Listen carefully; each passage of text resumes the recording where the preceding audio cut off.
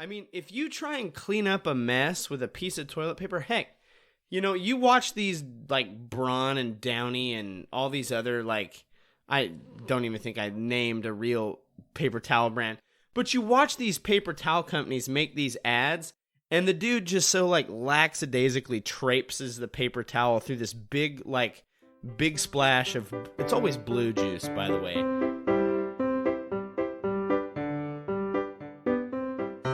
Welcome back to Privy. Privy is a podcast about bathrooms, recorded from my home bathroom. I am your host, Hunter Hoover, and man, I love bathrooms, and I really like bathrooms today because we were out on me and my homie were out on a little outing, and we were in a new place, and so it wasn't the most obvious where the bathroom was going to be. And so there was a learning moment where we had to go, how worried are you to go to the bathroom in public? I obviously shared that I have no reservations when it comes to performing scoot out of my own home. But sometimes a person finds themselves, and any person in this world finds themselves out on what I like to call a strenuous walk that trends uphill in the wilderness. And, you never know. I moments before jumping on this record, I polished off a quarter pounder with cheese. So that'll come back for a fun privy visit later. But sometimes, you just polish off what might be just a little bit of a randy cheeseburger, and then you have a mega time emergency in a porta potty, and it's real bad, right in the middle of your strenuous uphill outdoor walk. Apparently that's a thing that some people have experienced, and I can't imagine trying to do a day uphill strenuous outdoor walk with diarrhea. I can't imagine doing that.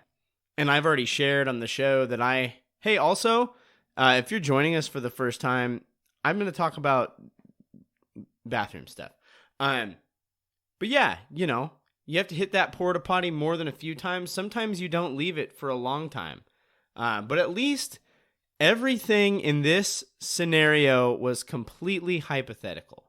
You know what I'm saying? It's all good because it's not real. This week on Privy, we're moving away from going J when you're at play to talking once again about the great innovation that is sewers. And before we have to take the most sideways, backwards route into talking about these things sometimes. Otherwise, you might as well just go Google it.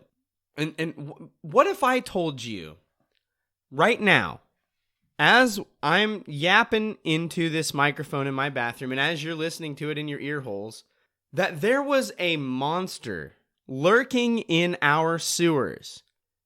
Multiple of them. And what if I told you that these monsters were best friends, nay verily, cousins, nay verily, best friends of soap? And we're going to talk about these monsters that are wreaking havoc. But I got to give you a brief recap on sewers, because at one point, things were incredibly stinky and incredibly dirty and incredibly full of bacterial buddies. And if that sounds a lot like every middle and early high school locker room experience, you're not wrong. But as time went on, so things got stinky enough. And when people, so back in the day, when you took a dump-a-rooney, some cultures had bathrooms, and we're going to talk a little bit about that next episode, but a lot of them didn't, especially when you get into the Middle Ages, where they just dumped their skeet right in the streets. They'd poop in a chamber pot or pee in a chamber pot, and they'd just dump it out right in the street, with the thought being that water and rainfall would wash this away. Incredibly brown, incredibly stinky. What a time to have been alive. But At one point, things were so stinky and dirty and full of bacteria that enough people got sick. Like, not got tired of it, but they actually got sick.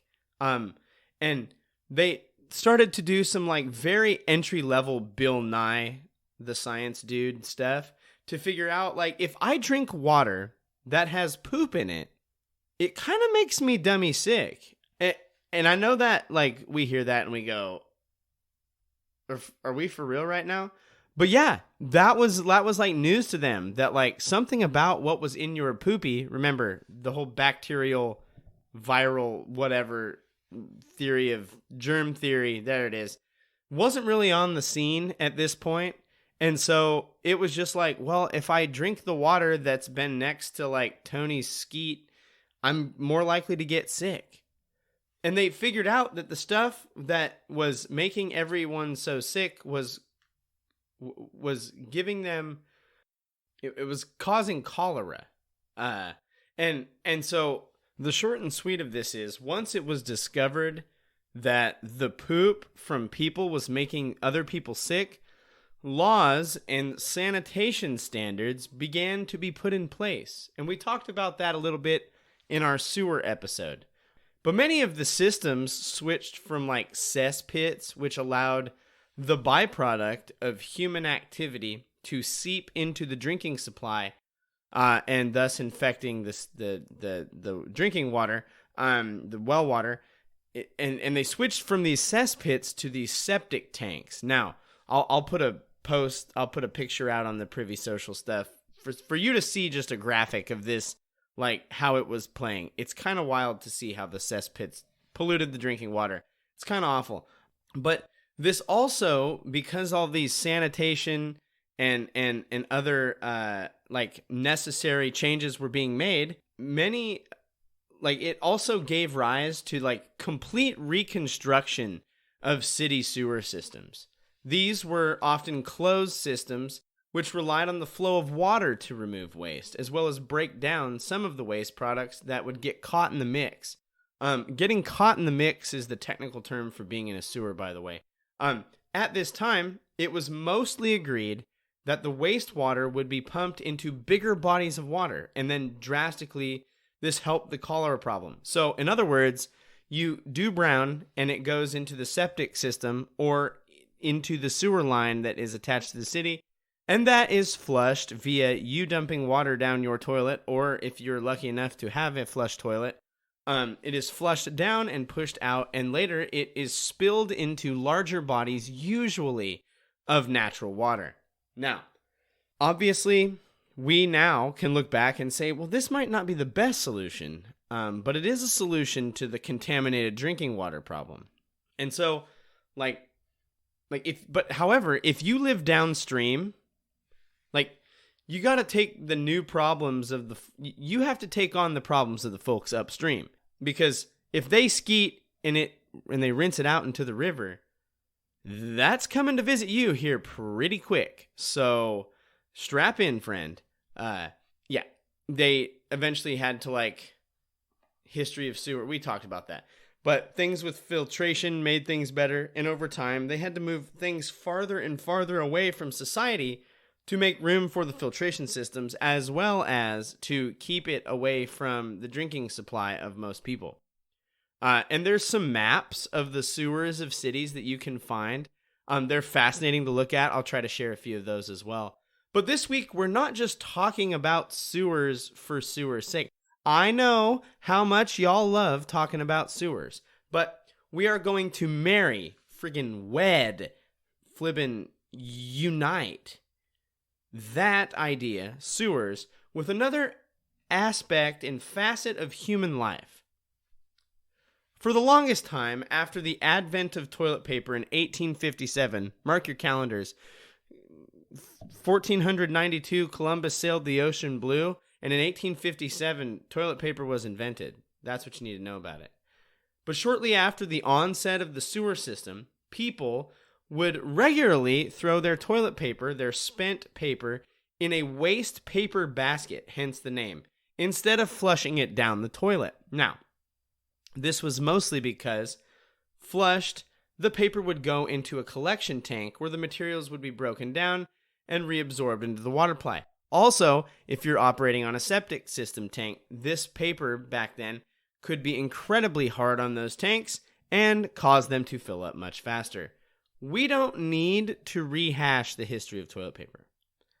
But what we do need to do is we need to know that the toilet paper and other paper products found, I don't know, like in feminine hygiene materials and elsewhere, they don't really break down in the ways that you think they would.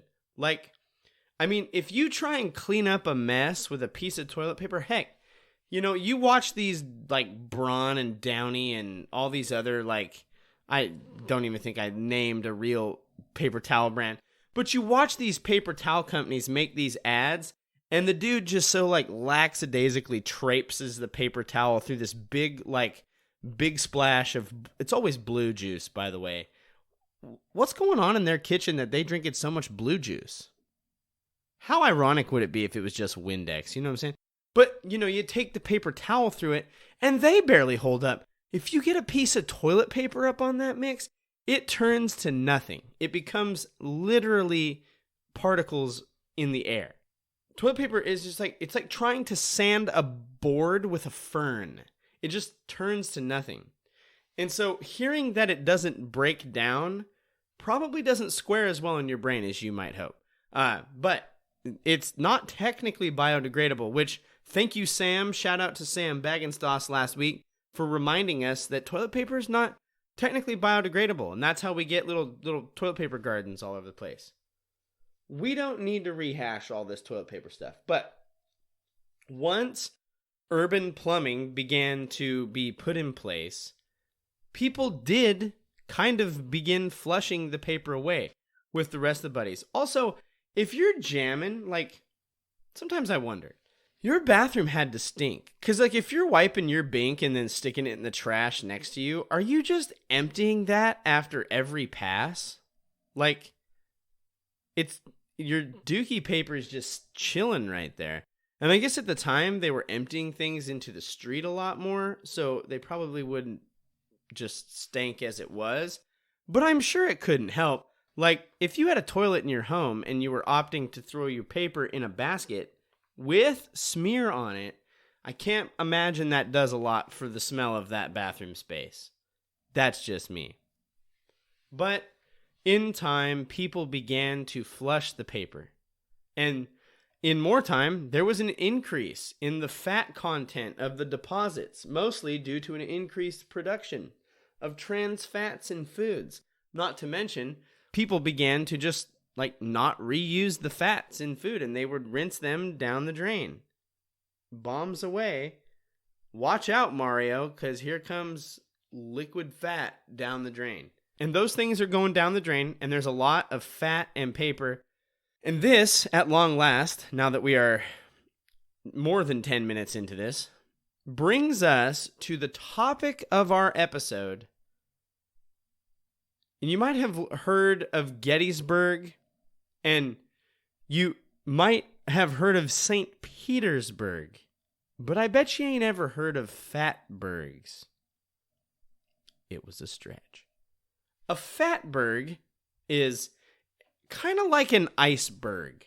So if you think of an iceberg, picture it with me, if you will. And if you're like me, you can't picture an iceberg without picturing those, like, oh, 70% of what's going on is under the surface diagrams that they show you in, like, every self-help and psychology and, like, how to deal with people training thing.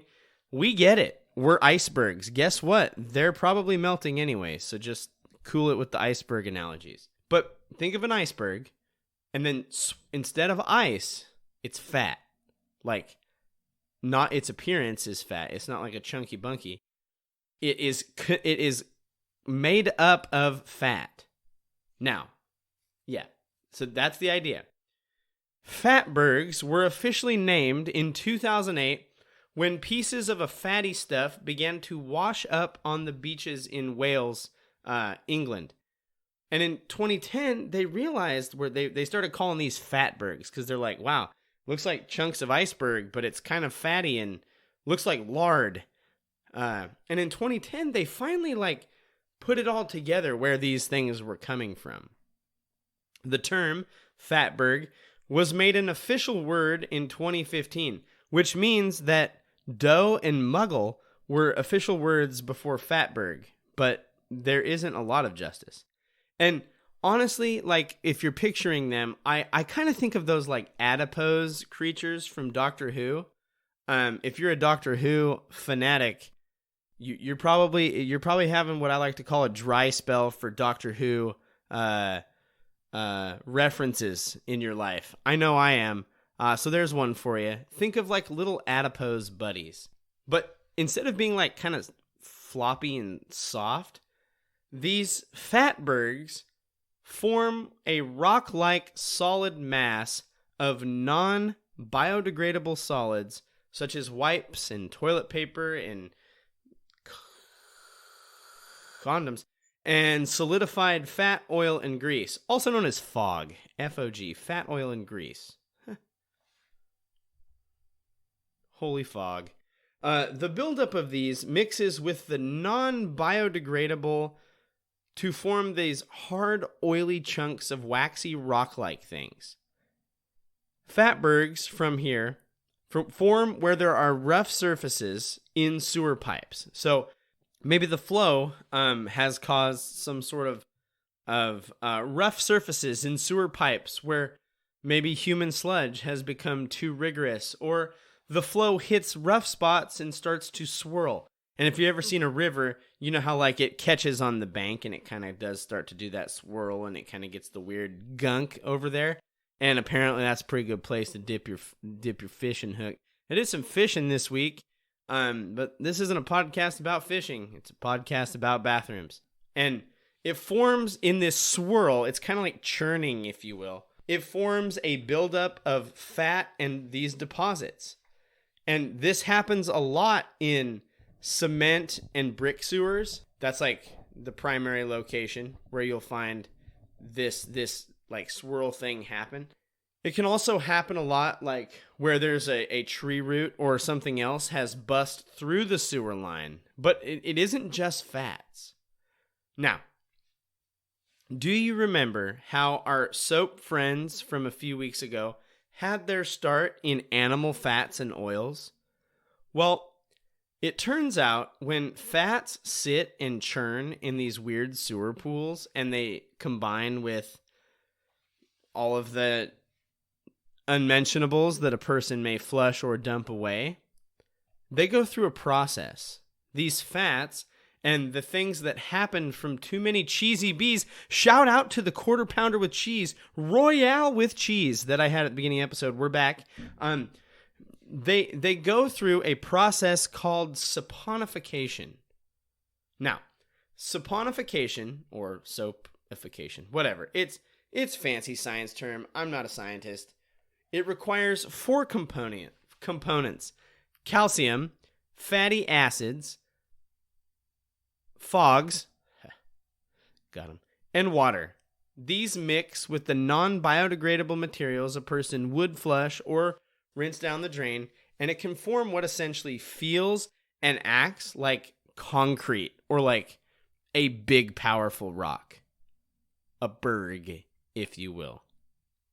And you know what you don't want in a sewer? A sewer which, by the way, if we forgot, is designed to have free-flowing and moving human sludge. You know what you don't want in there? Freestanding rocks and concrete. That's bad. 0 out of 10, get it out. Sewers are supposed to have not cement in them. Poop, yes. Rats, probably. Early adolescent hybrid kung fu tortoises, most definitely. But not fatbergs. And based on how many sewers have suffered from fatbergs, maybe those crime-fighting reptiles should be fighting big, ugly, fat monsters who clog the sewers. Like, TMNT people, I know I just called your beloved turtles early adolescent hybrid kung fu tortoises, but like, consider this my IP if you want. The fatberg monster that the TMNT gentlemen have to fight. Yep. It's more widespread than all the rhinos I've ever seen in sewers recently. You know what I'm saying? In fact, London, New York, Denver, Valencia, Melbourne, and countless other cities have all had problems with fatbergs. One of the largest fatbergs was discovered in Whitechapel, London. It was 130 tons. 130 tons. That's too big. It was the size of what they equated to 11 double-decker buses. And at the worst spot, it blocked 90% of the sewer. That's not good. That's incredibly bad. You don't want that situation. They believe it got so big because of the structure of the Victorian sewers, as well as how long it has been in existence. Other fatbergs, including one weighing 15 tons, which was the size of a bus, was discovered in 2013. In September 2014, they found one the size of an airliner that had to be cleared by a sanitation team in London, and another smaller one in Australia was found later that year. Fatbergs have become so prominent now that cities and states have begun to budget for their removal. Millions and millions of dollars. Another way they have seen fit to fight the scourge of fatbergs is by just teaching people education. Quit flushing your freaking paper towels. Don't flush your feminine hygiene products. Stop it. Most toilet paper nowadays is generally safe to be flushed. But stop flushing the other stuff. Don't do it. They also say don't go dumping all your fatty deposits down the drain or, Lord forbid, down the toilet. And this brings me to a segment of Hunter's Anecdotes to keep you afloat.